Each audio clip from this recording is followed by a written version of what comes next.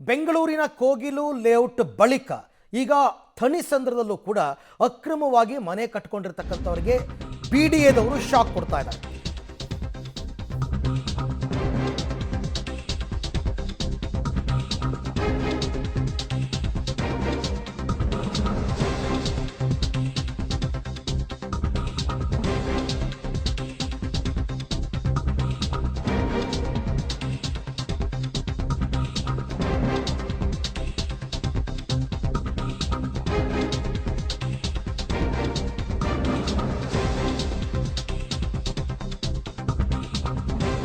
Kogilu layout ಬಳಿಕ ಥಣಿಸಂದ್ರದಲ್ಲಿ ಸರ್ಕಾರದ ಎಡವಟ್ಟಿಗ ಅಕ್ರಮ ವಾಸಿಗಳಿಗೆ ತಾತ್ಕಾಲಿಕ ಟೆಂಟ್ ವ್ಯವಸ್ಥೆ ಮಾಡಿದೆ ಬಿಡಿಎ. ನಿನ್ನೆಯಷ್ಟೇ ಕೋರ್ಟ್ ಆದೇಶದ ಮೇರೆಗೆ ಒತ್ತುವರಿ ಜಾಗವನ್ನು ತೆರವು ಮಾಡೋದಕ್ಕೆ ಶುರು ಮಾಡಿದ್ರು. ಒತ್ತುವರಿ ಜಾಗದಲ್ಲಿ ಮುಸ್ಲಿಮರೇ ಹೆಚ್ಚಿದ್ದಾರೆ ಅಂತ ಟೆಂಟ್ ವ್ಯವಸ್ಥೆಯನ್ನು ಮಾಡಲಾಗಿದೆ. ಬಿಡಿಎ ಅಧ್ಯಕ್ಷ ಹ್ಯಾರಿಸ್ ಕಮಿಷನರ್ ಸೂಚನೆಯಂತೆ ಅಕ್ರಮ ನಿವಾಸಿಗಳಿಗೆ ಸವಲತ್ತು ಕಲ್ಪಿಸಿಕೊಡಲಾಗಿದೆ. ಈ ಹಿಂದೆ ಉತ್ತರ ಕರ್ನಾಟಕ ಜನರಿದ್ದ ಶೆಡ್ಡನ್ನು ತೆರವುಗೊಳಿಸಲಾಗಿತ್ತು. ಆಗ ಇಲ್ಲದ ಪುನರ್ವಸತಿ ವ್ಯವಸ್ಥೆ ಈಗ್ಯಾಕೆ? ಮೊದಲನೇದಾಗಿ ಅವರು ಮನೆಯನ್ನು ಕಟ್ಟಿರೋದೇ ಅಕ್ರಮ ಜಾಗದಲ್ಲಿ, ಅಂದರೆ ಸರ್ಕಾರಿ ಜಾಗದಲ್ಲಿ ನೀವು ಮನೆಯನ್ನು ಕಟ್ಟಿದಾಗ ಕೋರ್ಟ್ ಸೂಚನೆಯಂತೆ ತೆರವುಗೊಳಿಸ್ತಾರೆ. ಅದಾದ ನಂತರ ಅವ್ರವ್ರ ಹಣೆ ಬರಹ ಏನು ಬೇಕಾದ್ರೂ ಮಾಡ್ಕೋಬೇಕು. ಆದರೆ ಬೇರೆ ಕಡೆ ಇಲ್ಲದ ಸಂಸ್ಕೃತಿಯನ್ನು ಈಗ ಬಿಡಿಎ ಅವರು ಕೋಗಿಲು ಲೇಔಟ್ನಲ್ಲೂ ಇದೇ ರೀತಿ ಹುಟ್ಟಾಕಿದ್ರು. ಈಗ ಥಣಿಸಂದ್ರದಲ್ಲೂ ಅದೇ ರೀತಿ ಮಾಡಿದ್ದಾರೆ. ಟೆಂಟ್ ವ್ಯವಸ್ಥೆ ಮಾಡಿದಾರಂತೆ. ಅದು ಕೂಡ ತಾತ್ಕಾಲಿಕ ಟೆಂಟ್ ವ್ಯವಸ್ಥೆ, ಅಂದರೆ ಅವರೆಲ್ಲ ಮನೆಗಿನೇ ನೋಡಿಕೊಂಡು ಹೋಗೋ ತನಕ ಅಂತ. ಬಟ್ ಮಾಡೋದಾದರೆ ಮಾನವೀಯತೆ ದೃಷ್ಟಿಯಿಂದ ನೀವು ಎಲ್ರಿಗೂ ಒಂದೇ ಥರ ನ್ಯಾಯ ಕೊಡಬೇಕು. ಉತ್ತರ ಕರ್ನಾಟಕದವರಿದ್ದಾಗ ಅವ್ರನ್ನ ಅಲ್ಲಿಂದ ಒಕ್ಕಲೆಬ್ಬಿಸಿ ಅವ್ರಿಗೆ ಯಾವುದೇ ವ್ಯವಸ್ಥೆಯನ್ನು ಕಲ್ಪಿಸ್ಕೊಡ್ದೇನೆ ಈಗ ಇಲ್ಲಿ ಮುಸ್ಲಿಮರೇ ಹೆಚ್ಚಿದ್ದಾರೆ ಅಂತ ಯಾಕೆ ತಾರತಮ್ಯವನ್ನು ಮಾಡ್ತಾ ಇದ್ದೀರಾ? ಪ್ರಶ್ನೆ ಮಾಡ್ತಾರೆ ಸಹಜವಾಗಿ. ಈ ಬಗ್ಗೆ ಮತ್ತಷ್ಟು ಮಾಹಿತಿ ನನ್ನ ಕೊಲೀಗ ಮಾದೇಶ್ ಅವರಿಂದ ಪಡ್ಕೊಳ್ಳೋಣ. ಮಾದೇಶ್, ಸಹಜವಾದ ಪ್ರಶ್ನೆ. ಉತ್ತರ ಕರ್ನಾಟಕದ ಜನರನ್ನು ಒಕ್ಕಲೆಬ್ಬಿಸಿದಾಗ ಯಾವ ಟೆಂಟ್ ವ್ಯವಸ್ಥೆನೂ ಇರಲಿಲ್ಲ, ಇಲ್ಲಿ ಮಾತ್ರ ಯಾಕೆ ಮೇಲಿಂದ ಮೇಲೆ ಯಾಕೆ ಎಡವಟ್ಟು ಮಾಡ್ಕೋತಾ ಇದೆ ಸರ್ಕಾರ ಅಂತ?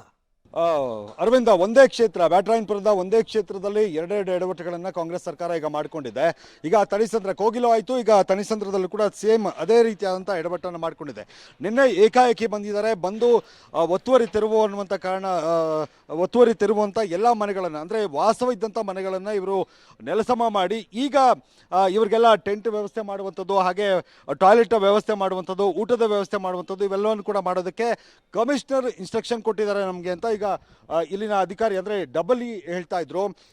ಈಗ ನಮಗೆ ಕರೆ ಮಾಡಿ ಹೇಳಿದರು, ನಾವು ಅದಕ್ಕಾಗಿ ಈಗ ಟೆಂಟ್ ವ್ಯವಸ್ಥೆಯನ್ನು ಮಾಡ್ತಾ ಇದ್ದೀವಿ, ಅದಕ್ಕೆ ಈಗ ಟೆಂಟ್ಗಳು ಬಂದಿದ್ದಾವೆ. ನಿನ್ನೆ ರಾತ್ರಿ ಇಲ್ಲಿ ಸ್ಥಳೀಯ ಯುವಕರೇ ಟೆಂಟ್ನ ವ್ಯವಸ್ಥೆ ಮಾಡುವಂಥದ್ದು, ಊಟದ ವ್ಯವಸ್ಥೆ ಮಾಡಿದರು. ಆದರೆ ಈಗ ಇನ್ಮೇಲೆ ಅಂದರೆ ಇಲ್ಲಿ ಸಮುದಾಯ ಭವನದಲ್ಲಿ ಎಲ್ಲರೂ ಕೂಡ ಶಿಫ್ಟ್ ಮಾಡುವಂಥ ನಿಟ್ಟಲ್ಲಿ ಗಂಜಿ ಕೇಂದ್ರ ಮಾಡಿದ್ದೀವಿ ಅಂತ ಮನವೊಲಿಸುವಂಥ ಕೆಲಸ ಮಾಡಿದ್ವಿ. ಆದರೆ ಯಾರು ಕೂಡ ಬರೋದಕ್ಕೆ ಮುಂದಾಗಲಿಲ್ಲ. ಸುಮಾರು ಒಂದು 5 ಕಿಲೋಮೀಟರ್ ಇಲ್ಲಿಂದ ಆಗುತ್ತೆ ಅಂತ.